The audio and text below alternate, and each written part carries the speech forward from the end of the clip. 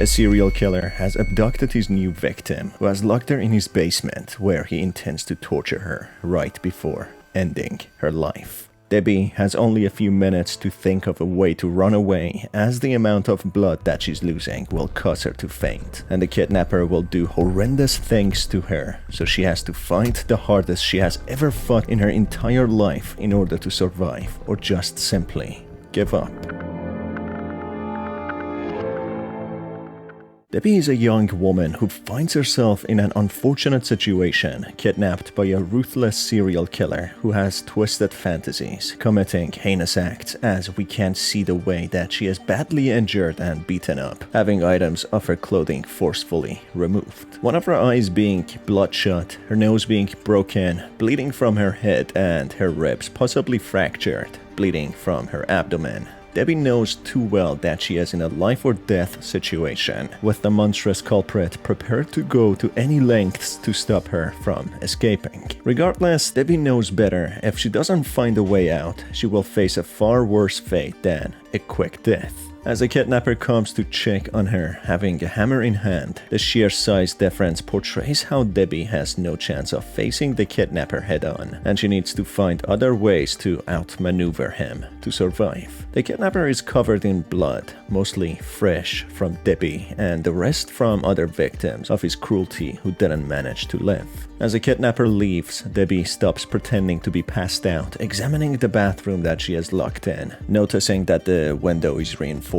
with metal bars, making it impossible to get out through it. The only other way is through the other door leading to the house where the kidnapper is guarding. The bathroom contains dismembered body parts from previous victims, further showing the insanity of the kidnapper, who has killed other victims before in a grisly manner, with nothing stopping him to do the same thing to Debbie. It would take the kidnapper 3 hits to kill Debbie with his hammer, which would badly injure her, preventing her from moving anymore, having severe internal bleeding until she draws her last breath. That's not what Debbie wants, as she has a warrior spirit and she's willing to do as much as it takes to live on, pushing to achieve her goals and dreams in her life, as it's the start of life for her, being too young to leave this world without experiencing things that she has dreamt of her entire life. That's when she examines the toilet, finding a screwdriver hidden inside it, most likely from other victims who tried to run away before, but who just didn't manage. This makes Debbie become more encouraged, making sure she lives for the lost lives who made the effort to hide contrabands and tools for helping one break out of the confines of this house. Using the screwdriver, Debbie can lockpick the door, which opens the door to the basement room where she finds shackles to a bed frame. The mattress is covered in blood, depicting a horrifying image of the things that could have happened here. Unspeakable things that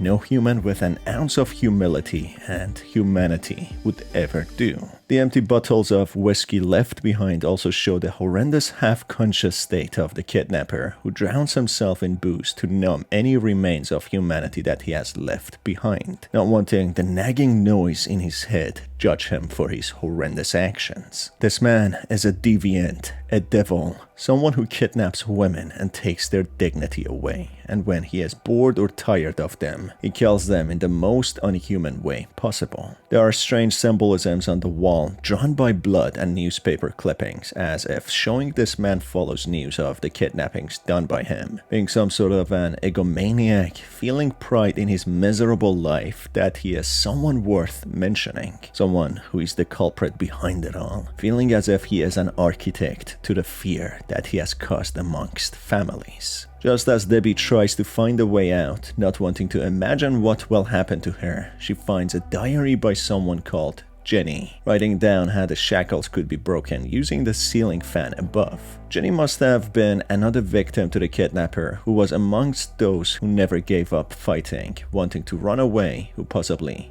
never could. Regardless, she wrote down her progress, knowing others will have the same fate, hoping her diaries will act as a guide for those who will need it the most, hoping she can save others even though she knew she would die. This gives Debbie a bright idea to throw the arm with a knife lodged in it at the ceiling fan, which could surely separate them. Knowing the kidnapper is a lot bigger and stronger than her, Debbie doesn't dare to use the knife against them as it would be in vain, but despite that, the knife could come in handy in other ways. Moving further in the basement, Debbie finds a teddy bear inside what seems to be a dryer, which she feels something being hidden inside of. As she throws it at the ceiling fan, it rips, throwing out a key, which Debbie quickly picks up, knowing it definitely would open something, maybe the basement's door to the house. As she progresses further, she notices the remains of someone in a purple dress left under the stairs for what seems to be years. This victim could be a girl who owned the teddy bear, hiding a spare key in her teddy bear in order to finally escape, but never managing to do it. Using the key from the teddy bear, Debbie manages to open the basement door, finding the kidnapper undressed in a stained underwear, with the condition of the kitchen not being much better than what was seen in the basement. This portrays the miserable condition this man lives in, venting out all of his resentment and repressed anger on innocent women whom he captures. The man has let himself go to the point of being unhygienic and dirty, not eating well or taking care of himself to be a better version of himself, instead slowly turning into a monster, hurting others who don't deserve his own pain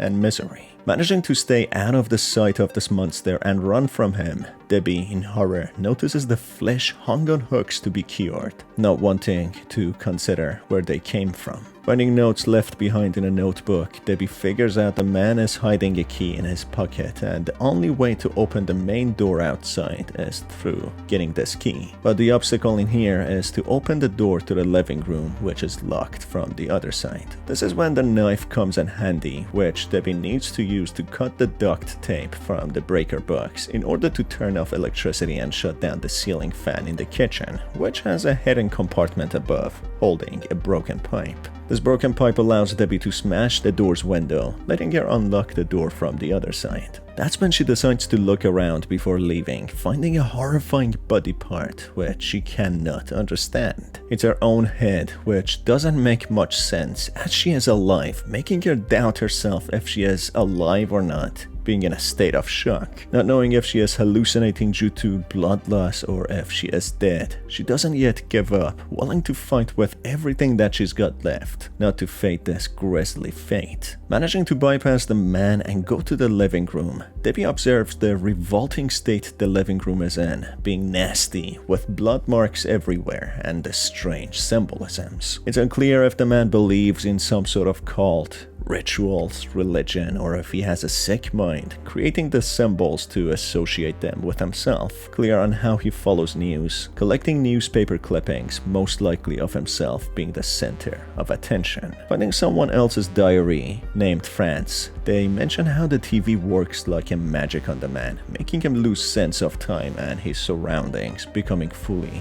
distracted. That's when Debbie turns on the TV, hides in the closet, waiting for the man to arrive. To her disgust and horror, she notices how the man has undressed fully, depicting his perverted intentions. While distracted, Debbie manages to throw an item at the man, temporarily stunning him, taking the key, which opens the lock to a drawer in the basement. As she runs with all her power to the basement, unlocks the drawer, and obtains the main door key, the man transforms into a crawling large monster, depicting the image Debbie sees the man as, a ruthless and animalistic monster, devoid of any humanity, who would savagely kill her if he gets his hands on her. Filled with adrenaline, in a state of shock with the amount of blood that she has already lost, Debbie opens the main door and runs as fast as she can while the monstrous man is behind her. When she manages to reach a police officer standing guard with a shotgun as he sees the man running after her. That's when time seems to slow down, with Debbie running for her life as if instincts for survival are taking over, when everything cuts to white, with the wrist being left to assumptions. This seems to mean Debbie manages to survive this cruel kidnapper running away from his clutches, being on the edge of death and having little to no expectation of survival, only fighting on instincts. The fear she faced was portrayed towards the end to how the man transformed into an unhuman monster, chasing after her to kill her, something that will stay with her for her entire life, with consistent and decades of therapy only improving it. This kind of trauma will most likely cripple her mentally, fearing many things and having a lot of challenges in her future. But as she fought and showed great character who wanted to survive, she will probably overcome her fears and live a happy life, able to achieve the things that she wanted, managing to be even stronger, as this incident will not define her, but will only show her character and strengths. And that's about it for this video, folks. If you enjoyed it, make sure to stay tuned for more by hitting on the subscribe button and the notification bell. As always, it's been your host Star, and I will see you on the next one. Have a fantastic day.